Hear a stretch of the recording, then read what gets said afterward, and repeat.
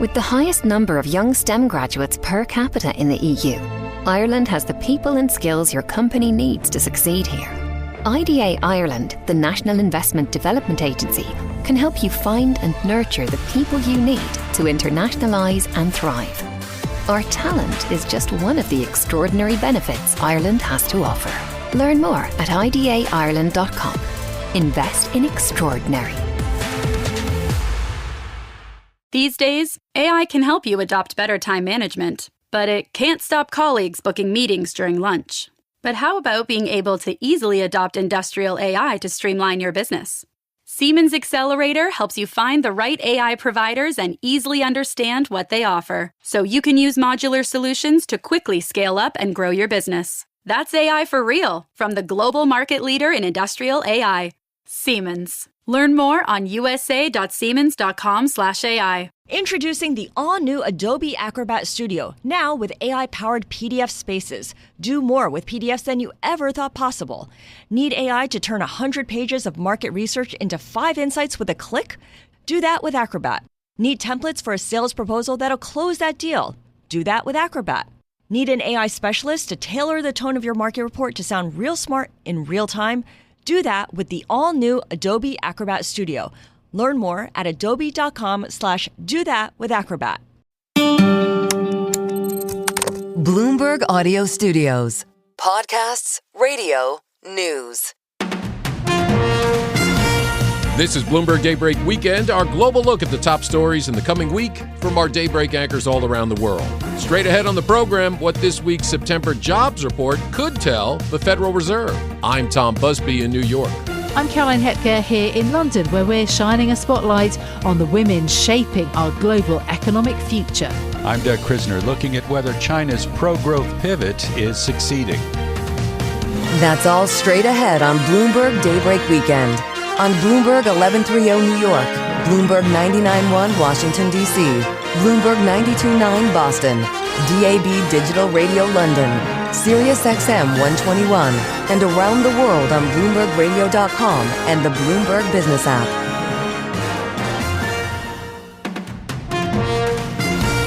Good day to you. I'm Tom Busby, and we begin today's program with the September jobs report out this Friday.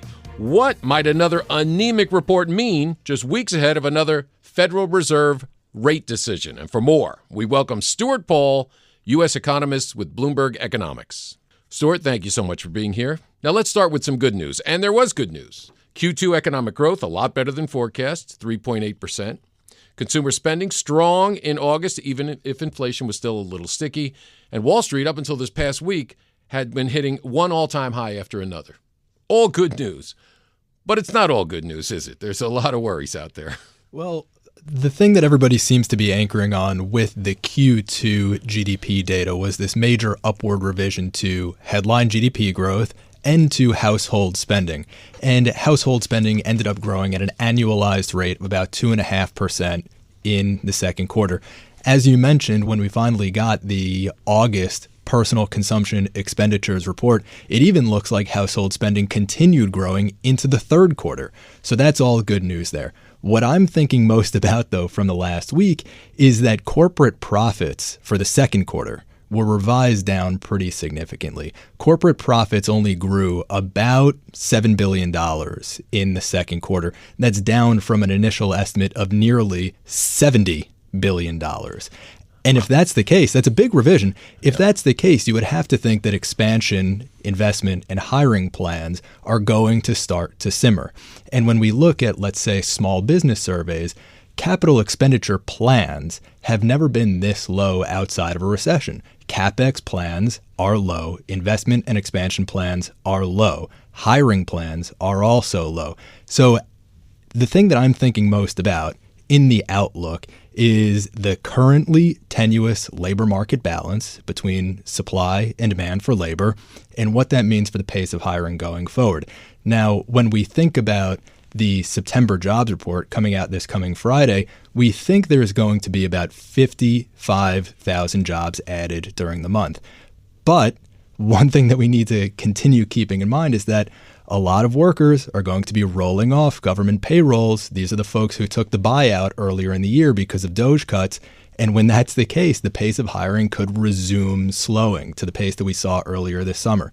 This is a very tenuous balance between labor supply and labor demand, which makes us very cautious about the growth and spending outlook as we head into year end. And just those federal workers, you're talking thousands or tens of thousands, not just in Washington and Baltimore, but in national park services across the U.S. and adjuncts of the Social Security Administration all over. That's right. This is not the sort of thing that's regionally isolated. This is the sort of thing that affects workers around the country. And so I think that when we think about consumer spending, this is not something that just affects businesses locally in Washington. This is something that materially affects our outlook for spending growth. Now let's talk more about the jobs, not just those federal jobs, because we know about those, but we've seen manufacturing, despite the Trump administration's, promoting and touting of more manufacturing jobs coming back here, manufacturing, construction, energy, especially in oil, all seeing declines. And that's not good. It's not. It's basically every month since April, the manufacturing industry has been shedding jobs. And look, Tom, that's the normal state of affairs in an economy that's increasingly services oriented. That's not the state of affairs that policymakers want when they are pursuing industrial policy and protectionism.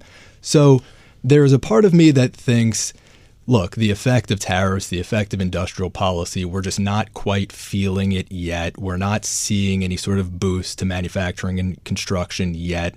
We should wait to see the effects of the policies that the administration is rolling out. But right now, yes, the manufacturing industry is shedding jobs.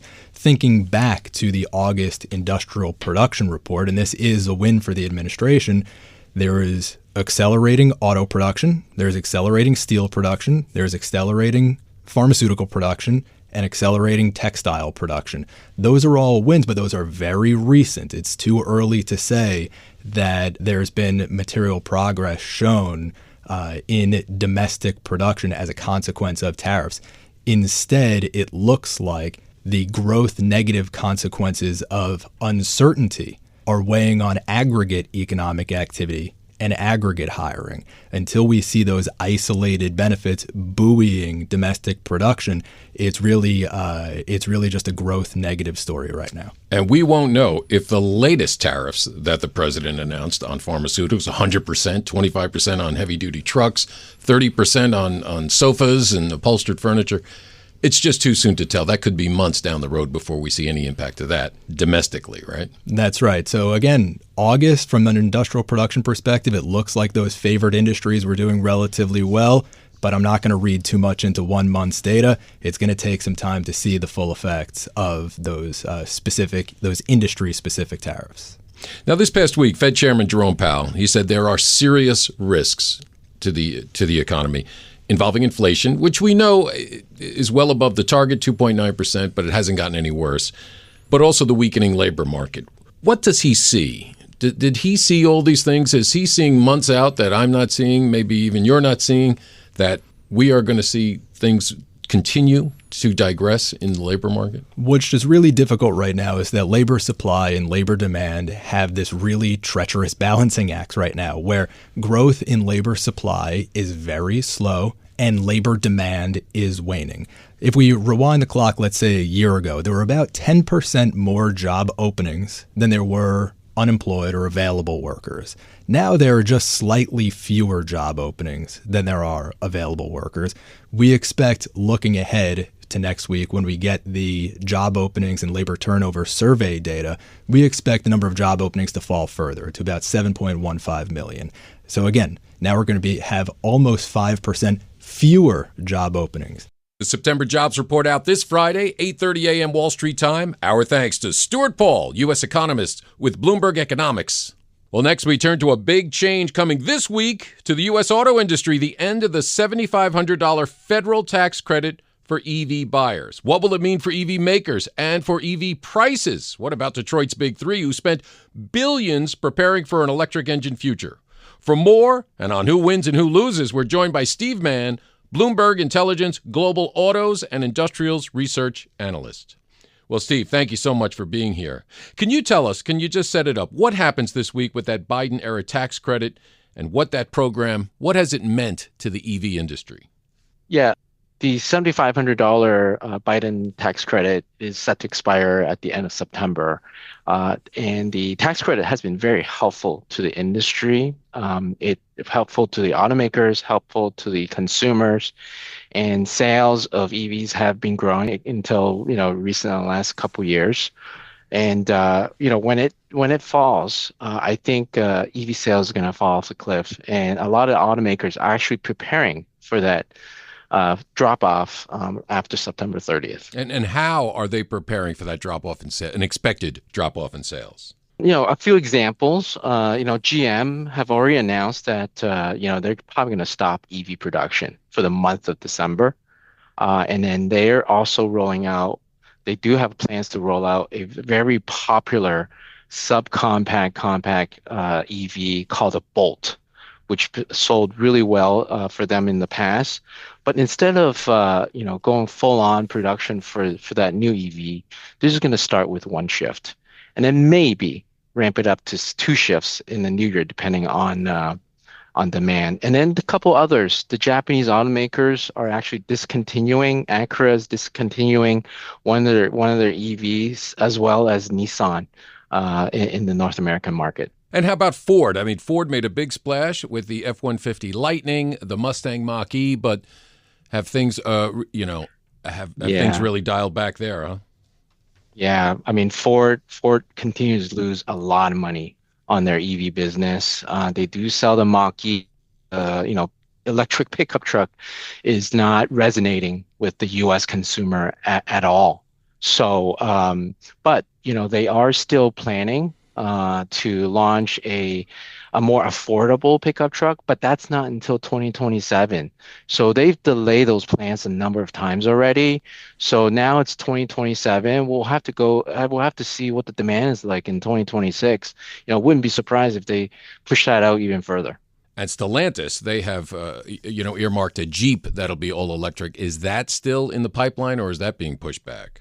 It looks like it's going to be pushed back. Also, Ram, which is their pickup truck division, they've stopped. They basically not going to roll out that electric pickup truck that was slated for next year. All right, so that's Detroit's big three. Let's talk about the companies that only make EVs. The big one, of course, on everyone's is Tesla, but also Rivian, Lucid. We have Faraday. There's a whole bunch of smaller ones. What will it mean? Let's just talk about Tesla. That's the one everybody knows. Yeah, look, I think the $7,500 EV credit going away is actually a transition period for the EV industry in a couple of ways.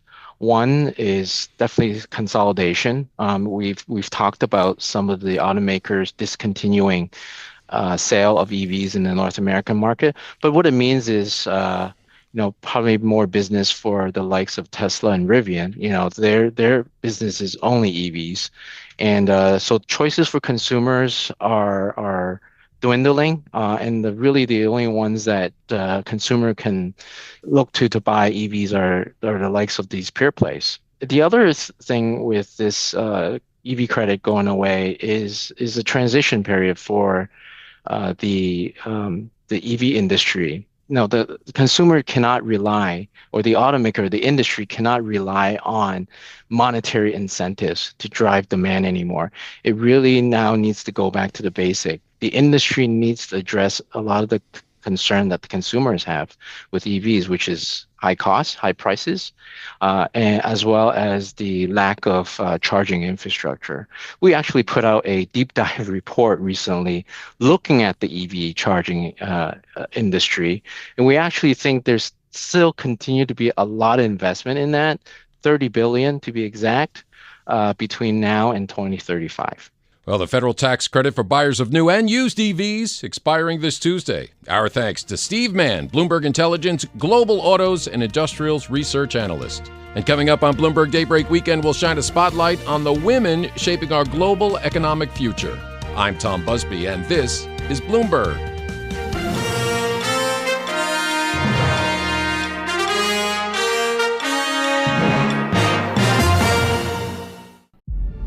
With the highest number of young STEM graduates per capita in the EU, Ireland has the people and skills your company needs to succeed here. IDA Ireland, the National Investment Development Agency, can help you find and nurture the people you need to internationalise and thrive. Our talent is just one of the extraordinary benefits Ireland has to offer. Learn more at idaireland.com. Invest in extraordinary. For enterprise organizations, managing all your food needs is a tall order. But with EasyCater, you get a single workplace food vendor with the tools and resources to make it easy, giving teams across your organization an easy way to order from a huge variety of restaurants, all on one platform, all while consolidating your corporate food spend so you can control costs, streamline billing and payment, and simplify reporting. EasyCater, your business tool for food. To learn more, visit easycater.com/podcast. These days, AI can help you write emails, summarize long meetings, and even create presentations that impress your most demanding customer. But how about industrial AI that uses data and simulation to boost productivity on the shop floor? AI tools that help you understand machine language. AI that helps you grow your business. With Siemens Accelerator, you can use AI services, software, and consulting from a single trusted digital business platform. Plus, you can find the right AI partner without having to search through hundreds of providers. That's AI for real, from the global market leader in industrial AI. Siemens Accelerator. Learn more at siemens.us/accelerator. This is Bloomberg Daybreak Weekend, our global look ahead at the top stories for investors in the coming week. I'm Tom Busby in New York. Up later in our program, we'll try to gauge the health of the Chinese economy with the release of official PMI data. But first, Bloomberg's Women, Money, Power Conference returns to London this week, bringing together some of the most influential names in finance, business, and sport to discuss the major issues facing the world, including AI and other new technologies. For more, let's go to London and bring in Bloomberg Daybreak Europe anchor Caroline Hepker. Tom, in the midst of a massive reallocation of capital and tech-driven changes to the global financial system, women are controlling a greater share of wealth and making more of the key financial decisions.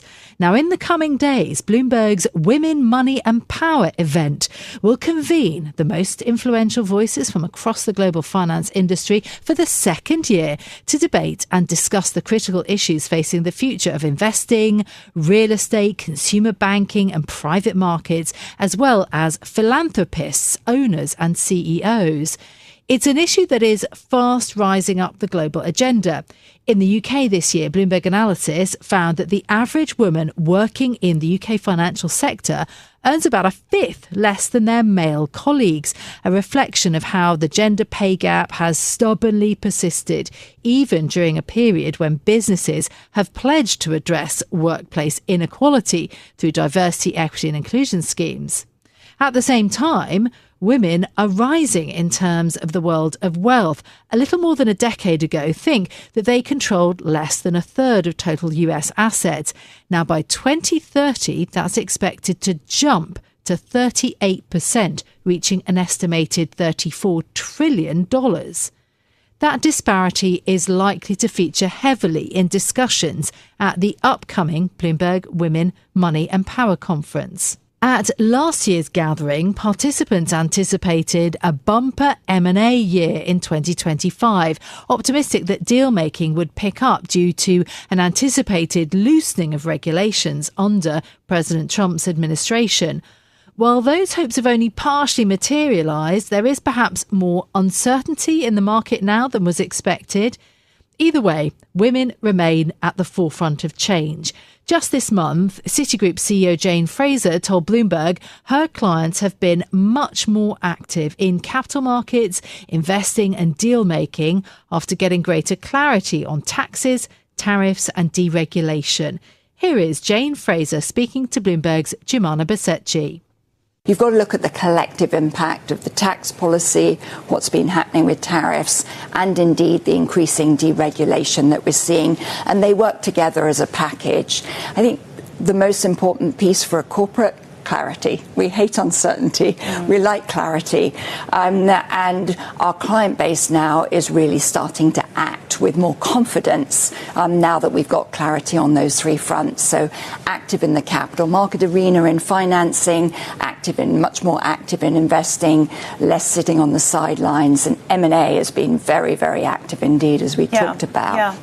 And on the consumer side, pretty robust spending through the summer. And we saw that really across all categories, helped a bit by lower gas prices. But the consumers being fiscally responsible, being more mindful around some spend, but still the spending levels were very pleasing. So the momentum was pretty strong across all lines of your business in the second quarter. Of course, I don't want to precipitate the upcoming earnings, but can that momentum continue into the end of the year, just in terms of, what you're seeing in advisory, in deal making, and in trading? Because it was a very strong quarter for trading as well. It was exceptional for us on all fronts. I still see very strong pipelines. I see high level of engagement from clients. I see a sense of urgency as well, given the speed with which industry structures are changing. And there is still growth opportunity. I think growth will be a notch lower. We're keeping an eye on the labour market. It's a low churn market. So not everything is rosy, but we don't see a recession on the horizon. So Citi increasing, global bank, obviously establishing here your presence over here as well. But at the same time, we talk about multiple geopolitical shocks. That we were speaking about the latest Russian incursion into Poland. We talk about geopolitical risk over here. We talk about tensions between US and China. As a bank, how do you navigate all of those potential geopolitical sensitivities and the barriers that are going up around the world? We're in doing business in about 160 countries around the world. We have local banking license, people on the ground in almost 100. And we've been in many of these countries for a very, very long time. So this isn't classic suitcase bankers fly in, fly out. There's a really deep knowledge of what's going on. And a lot of the services we provide are what help the economies and the companies do business every single day. So for us, there is a mission to make sure that we are operating with resiliency and with rigor to support our clients. And we tend to move activity around the world as clients ebb and flow in different geographies. So the Middle East is probably on a rip for the next decade or so in terms of how much investment and new industries, new clients coming in. Other areas we'll probably see some more diminishment in. So we flex where it is. Our people are globally minded. They move around the world as to where opportunities are. And it's a moment where Citi shines, where there is volatility. The clients need us. That was Citigroup's Jane Fraser there. She's one of a host of senior women leading teams who are at the forefront of the global economy this year, many of whom will be in London for Bloomberg's Women, Money and Power conference. Also taking part is Bloomberg's Lizzie Burden. We've been speaking about the key themes on the agenda, what she's most looking forward to at the event, who the big players are going to be in attendance.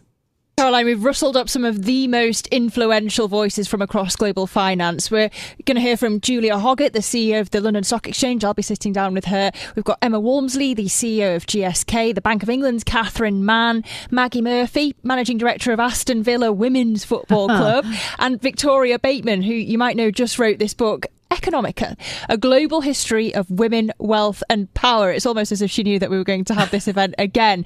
But hosting these conversations, we're also going to have the best of our Bloomberg journalists. We've got Stephanie Flanders, Head of Economics and Government, Michelle Hussain, our new Editor-at-Large of Bloomberg Weekend, Ruth David, our London Bureau Chief, Danny Berger's in from New York, Jomana Masechi's in from Dubai. So it's a global affair, this one. And then in the audience, we'll have hundreds of senior finance professionals who've taken part in our New Voices programme, which, if you haven't heard of it, is a Bloomberg initiative that funds all this intensive media training around the world to amplify expert views. I'm really proud of that. And they'll be in amongst all the C-suite executives as well. Yeah. So then, of all of these leading women, what do you think the topics for conversation are going to be all about? Well, let me say this clearly. What this is not is a conference about women in leadership or gender-focused issues. They're really important issues, but what this is a global finance conference that just happens to have all female panellists and moderators. So we're going to tackle the critical issues that are facing the finance industry at the moment, whether that's real estate, consumer banking, private markets, investing, and we're also going to to be hearing the future for philanthropists, owners and CEOs as well. And in terms of major developments since last year's conference? There's a small matter of the man in the White House, of course. He's changed all of everything that I've just talked about. We are in the middle of a stock market rally. Views on whether that can continue, whether this is the new normal, whether it's a bubble. And look, we have the wars in Gaza and Ukraine rumbling on, while at the same time, private markets are on a tear. So bringing together those themes. And when it comes to central banking around the world, there are more women than ever who are making global monetary policy decisions, and some under pressure. What's the significance of that? Yeah, well, let me take you through some of those, because we've got Christine Lagarde often pointing out the underrepresentation of women in senior roles in economics, finance and central banks. In fact, her and Isabel Schnabel at the ECB are seen as real thought leaders on the Governing Council, and you especially watch what they say. Even if Schnabel is a known hawk, she's especially respected as an influential voice on the Governing Council. Here at the Bank of England across the road, we have Claire Lombardelli, a deputy governor. Remember, she dissented in that last but one vote when they had to vote again. She's particularly worried about food inflation. And we're also, as I say, talking to Catherine Mann at this event. She's seen as a bit of a maverick on the monetary policy. She went from hawk to dove and then kind of back again. So we look forward to hearing what she has been thinking about the UK economy recently. She's definitely bold in her opinions, and she's kind of at the end of the spectrum, a thought leader again. Finally, at the Fed, of course, we lost Adriana Kugler. We don't really know why. And Lisa Cook remains under threat from President Trump. So as you say, Caroline, women on global monetary policy committees, really significant in the news right now. So looking forward to hearing particularly from Catherine Mann. And then you mentioned that you're going to be speaking to Julia Hoggett at the London Stock Exchange, of course, at this event. Now, delistings are surely going to be something that you'll mention a primary concern for her? Yeah, just in the past few days, we've had Petershill looking to delist from the London Stock Exchange. So bad news there for Julia Hoggett. We'll be discussing how to prevent delistings, more of them from happening, but also how to encourage more companies to list in London. And I know that's something that she's got lots of views about, something that she's already working towards. We've got the UK government forming a listings task force. So I'm really interested to hear how the Capital Markets Industry Task Force that she's on is going to join up with this new body from Rachel Reeves. And you've got the PISES, the Private Intermittent Securities and Capital Exchange System, bit of a mouthful. That came in earlier this year. I'm interested to hear what kind of companies want to take part in that. Also what she wants to see out of Rachel Reeves's budget when it comes at the end of November. But there's the question of what pension funds do in terms of investing. And then there's the question of retail investing. How do you get that going when the latest research from Hargreaves Lansdown shows that the number of Brits investing in the stock market is 23%. In the US, that's 61%. How do you bridge that gap? Yeah, that's really significant, isn't it? How to make investing just more attractive. My thanks there to Bloomberg TV anchor and UK correspondent Lizzie Burden. We will, of course, have full coverage of Bloomberg's second annual Women Money Power Conference. I'll be there. Hope you'll be there too. I'm Caroline Hepker in London. You can catch us every weekday morning for Bloomberg Daybreak Europe beginning at 6 a.m. in London. That's 1 a.m. on Wall Street. Tom. Thanks, Caroline. And coming up on Bloomberg Daybreak Weekend, some key economic data out this week in China. I'm Tom Busby, and this is Bloomberg.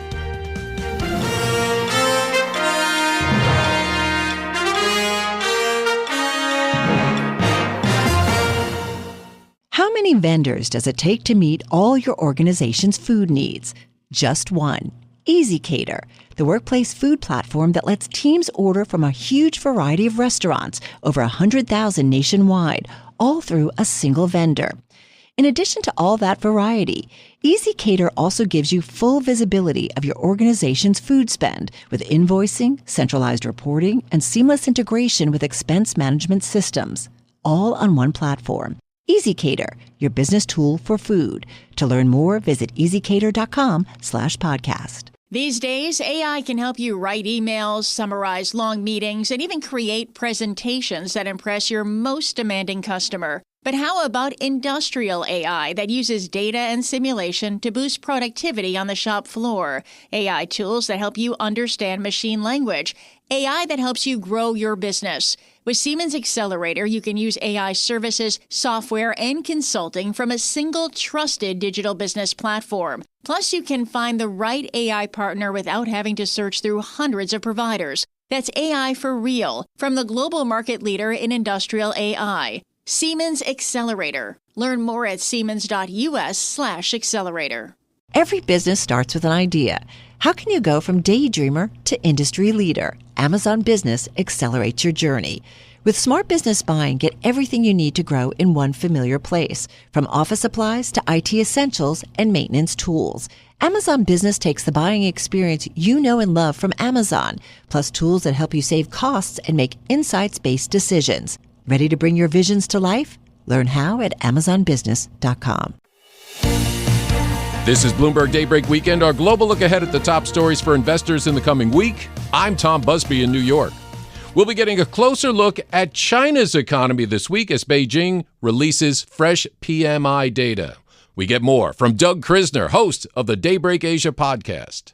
Tom, it's been 1 year since the Chinese government changed course on economic policy. A clear pro-growth plan was unveiled back in September 2024. This was shock and awe, a package of monetary, fiscal, stock, and housing policies.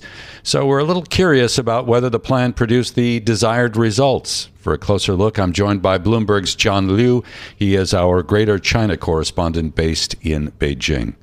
John, thank you so much for making time to chat with me about this. So what do you think? How have things been performing over the last 12 months? I would say the results, Doug, have been mixed. And they've been mixed in the sense that if you look at Chinese markets, I think Chinese stocks are up tremendously over the last year. We've seen a big pop, especially for tech names like Alibaba, like Tencent. But if you look at the fundamental economic data, what we see is continued weakness. And in some ways, the economy actually getting even more weak, and signs that potentially the government is even more alarmed. I mentioned the fact that we have the official PMI figures in the week ahead. How do you think we're going to understand sentiment on the part of businesses in China as a result of these numbers? I would expect the data that we will get coming up to show a continued weakness. So the PMI has been in contraction territory for the last 5 months in a row, and I would expect it will continue to be in contraction.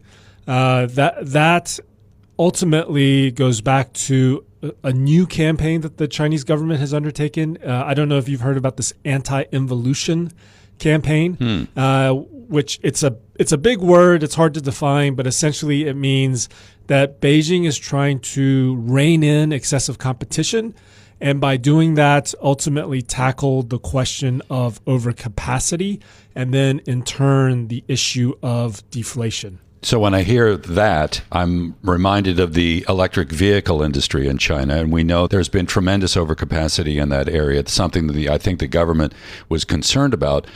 And many trading partners were very critical, because for a while there it seemed as though Beijing was trying to export its way out of that overcapacity problem. Has that been addressed? Well, exports have been growing continuously. China's on pace for a record trade surplus this year, somewhere in excess of $1 trillion. And so I think that is an ongoing issue that's not going to be resolved anytime shortly. But the underlying issue, the underlying problem is that the production capacity within China far exceeds its domestic consumption needs. And so all of this excess stuff, be it electric cars, be it solar panels, be it consumer electronics, that all has to go somewhere, and it is going overseas. John, let's talk a little bit about trade tensions between Washington and Beijing. In the last week, President Trump formalized an agreement for a group of American investors to take control of the U.S. operations of TikTok. I'm curious as to how this story fits into the broader narrative in terms of trade between these two countries. The negotiations between the United States and China have been sort of an ongoing step-by-step process. I think when it comes to TikTok, I do get the sense that the U.S. administration puts a lot more value on that as an issue than Beijing does. I think for Beijing, it is the most important things when it comes to TikTok are that it shows a domestic audience that it is standing up for the rights of Chinese companies, that it's protecting Chinese interests, that it's not being cowed by threats from Washington, D.C. Ultimately, whether or not TikTok or ByteDance, the company, has a thriving business in the United States, I think is less important to Beijing.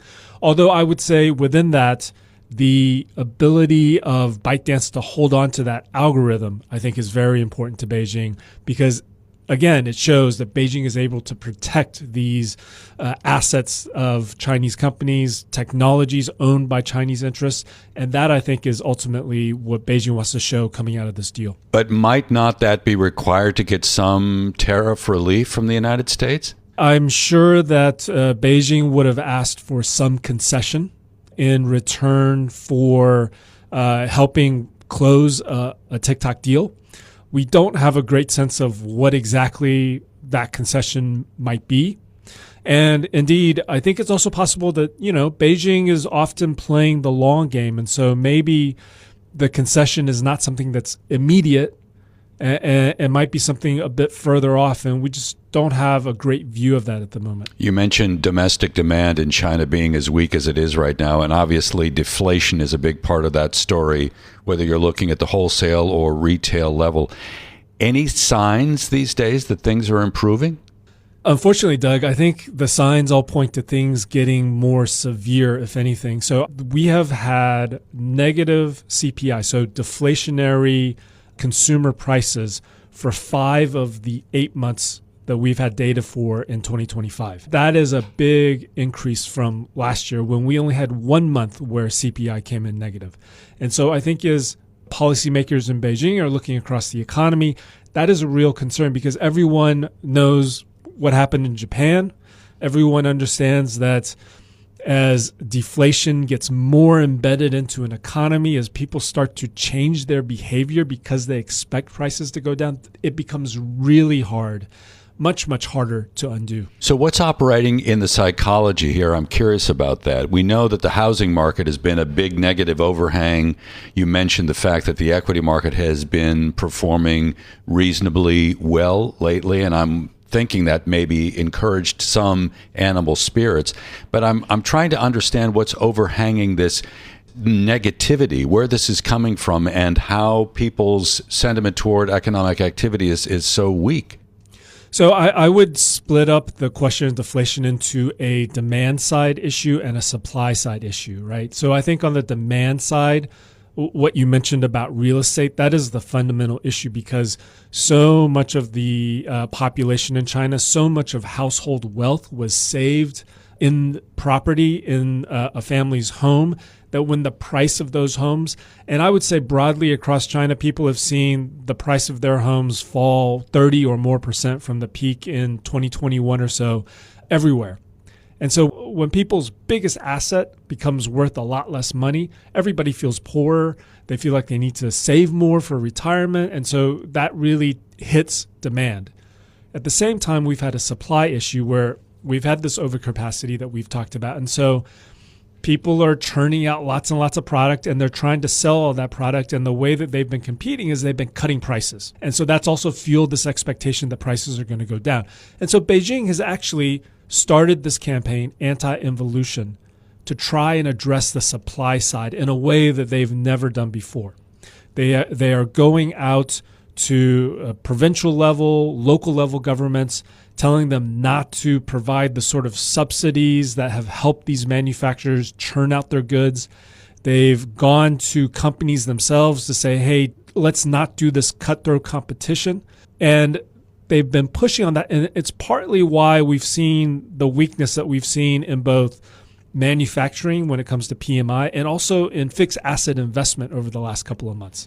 But the fact that Beijing is willing to do these things, something that they've never done before, that's actually giving the stock market and financial markets a sense of optimism that we might have reached an inflection point. And that's why you've seen asset prices being as buoyant as they have been. So I'm curious then, if you were to take that analysis and kind of related to the way in which the labor market is holding up right now. Are things improving there, or is the labor story in China very much a story of continued weakness? So unfortunately, again, this is a point of weakness. And so in August, in the data that we got in the month of September for August, it actually showed an unexpected increase in unemployment in China. So up to 5.3%. The economists were expecting 5.2%. And so it does show that as manufacturing is weakened, job prospects have also weakened. And so that again is another point of, I think, concern for the government. But when it comes to the stock market's always looking forward. And I think they're thinking, hey, this bad news is good news because it's going to force the government to take action. And so that means the future prospects for the economy are getting brighter. You and I have spoken about the problem with youth unemployment in the past, and I'm sure that continues to be a major negative. I'm wanting to find some positivity here, and I'm drawn to the artificial intelligence narrative, where we know the DeepSeek moment was enormously positive for tech in China, and I'm wondering how that's playing out these days. Still a lot of positivity as it relates to artificial intelligence and the industries maybe that could benefit from AI? There is, and the most recent iteration of that positivity has been in the form of semiconductors, right? And so the big issue in the past was, could China create AI if the U.S. cut off access to NVIDIA chips, to all of these AI processors that would be necessary to train these large language models? And what we've seen are companies like Alibaba, Baidu, Huawei, a smaller startup named Cambricon that have started to introduce chips that they say are able to get to a level that is getting nearer and nearer what an NVIDIA chip can do. And so that has actually created a lot of optimism about the prospects for technology, for AI and innovation in China going forward. When we talk about AI in the States, one of the things that comes up as a part of the conversation, the demand for power, the demand for electricity to drive these data centers. How is China tackling that problem? Are they still using coal as a primary source for generating electricity, or are they moving in other directions these days? Two parts to my answer. One is there enough electricity for AI in China? And this is actually an area where China has a huge advantage. And so it is growing very quickly. There is not the same concern about access to electricity that the hyperscalers in the U.S. have at the moment. The other question is, how is China generating that electricity? It is still dependent by far on fossil fuels, so coal and oil. It is using more natural gas, which is relatively cleaner. But at the same time, what China has done that what we've not seen in the U.S., especially under the Trump administration, there's been a real push for wind, for solar, for alternative energies. China is also building lots and lots of nuclear power plants. And so that mix of energy is moving very quickly towards cleaner sources.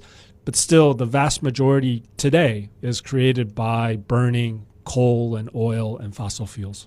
John, we'll leave it there. Thank you so much for helping us understand what's happening these days in the Chinese economy as we look ahead to the official PMI figures in the week ahead. John Liu is our Greater China correspondent based in Beijing. I'm Doug Krisner. You can catch us weekdays for the Daybreak Asia podcast. It's available wherever you get your podcast. Tom? Thanks, Doug. And that does it for this edition of Bloomberg Daybreak Weekend. Join us again Monday morning at 5 a.m. Wall Street time for the latest on markets overseas and the news you need to start your day. I'm Tom Busby. Stay with us. Top stories and global business headlines are coming up right now.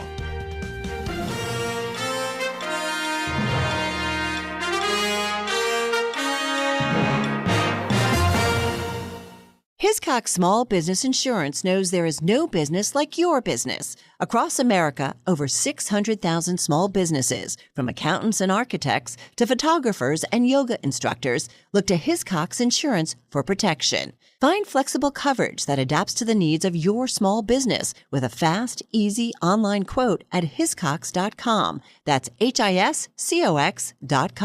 There's no business like small business. Hiscox Small Business Insurance. For enterprise organizations, managing all your food needs is a tall order. But with EasyCater, you get a single workplace food vendor with the tools and resources to make it easy, giving teams across your organization an easy way to order from a huge variety of restaurants, all on one platform. All while consolidating your corporate food spend so you can control costs, streamline billing and payment, and simplify reporting.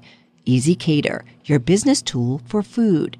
To learn more, visit easycater.com/podcast. Running small and medium-sized businesses is hard work. Business owners need to be sure that their ads are working just as hard as they do. Amazon Streaming TV Ads helps put small and medium businesses front and center on premium content and shows that people are already watching. With Amazon Ads, you don't have to sacrifice relevance for reach. Trillions of browsing, shopping, and streaming insights help you reach the right audience. And measurement tools show you what's working the hardest to help you optimize your campaign in real time. Gain the edge with Amazon Ads.